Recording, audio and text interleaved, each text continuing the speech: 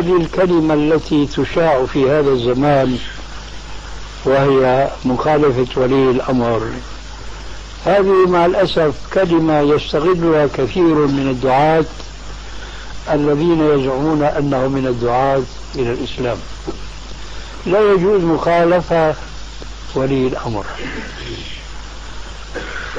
أنا أقول معهم لا يجوز للمسلم أن يخالف ولي الأمر، لكن ما صفة هذا الولي؟ أنتم تعرفوا الولاية قسمين، ننتقل بها إلى موضوع له علاقة بالتصوف. تعرفون أن ابن تيمية ألف رسالته الفرق بين أولياء الرحمن وأولياء الشيطان. ففي أولياء يزعم كثير من الناس أنهم يطيرون في الجو ولا كالقصر ولا كالنسر، أكثر من ذلك، بحيث يصبح هنا ويصلي الظهر في مكة والعكس بالعكس وهكذا.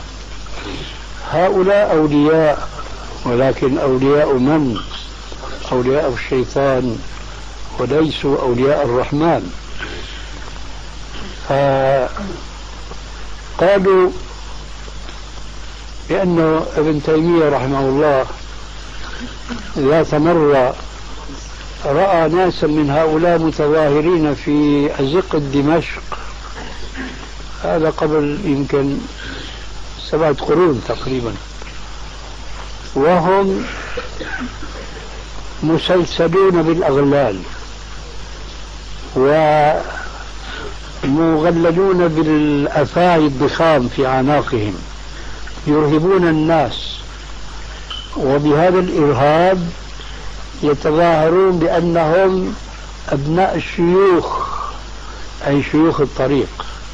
هذه الأفاعي لا تضرهم، وأنهم يدخلون النار، وفعلا يدخلون النار، لكن بحيل شيطانية. لكن هذا الرجل ابن تيمية رحمه الله بقوة إيمانه بالله تبارك وتعالى، وخاصة بقوله تعالى: والذين جاهدوا فينا لنهدينهم سبلنا، وقوله إنا لننصر رسلنا في الحياة الدنيا، كان قد تحداهم ودخل على أمير البلد يومئذ دمشق وقال له: أنا أريد أن أدخل مع هؤلاء التنور الذي هم يلقون أنفسهم فيه ولا يحترقون كما يزعمون، فمن احترق منا فهو الكاذب، ولكن لي شرط واحد، وهو أن تأمر بنزع هذه الثياب عنهم، وأن يدخلوا الحمام وتغسل أبدانهم بالخل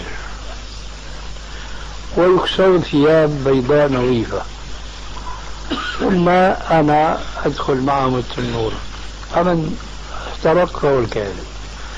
لما سمع الشيخ الطريق، والطريقة يومئذ رفاعية بطائحية اسمها، عرف بأن الشيخ ابن تيمية كشف سر هؤلاء ودجلهم، وأنهم يدهنون أبدانهم وثيابهم بمادة عازلة للنار.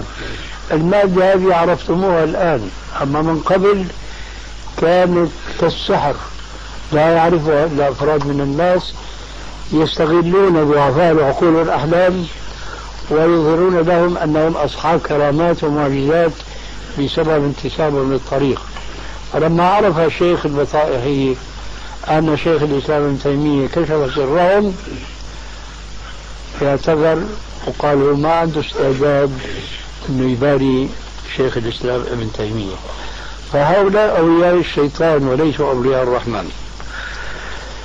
أعود أقول لا نريد أن نقيس أولياء الأمور الآن على أولياء الشياطين في ذاك الزمان، لكني أريد أن أبين الحكم الشرعي في من هم أولياء الأمر الذين يجب طاعتهم.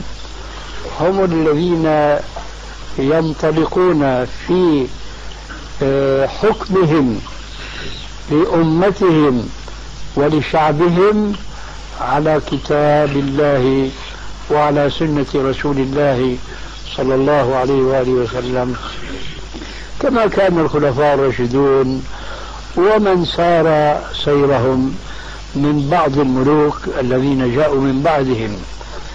هؤلاء الحكام الذين يضعون نصب أعينهم تحكيم الشريعة يجب إطاعتهم.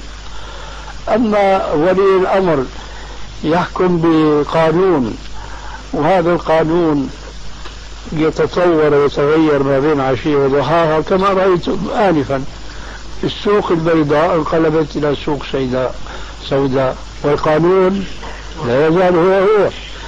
أيضا نحن يجب أن نراعي الأحكام الشرعية الأصيلة.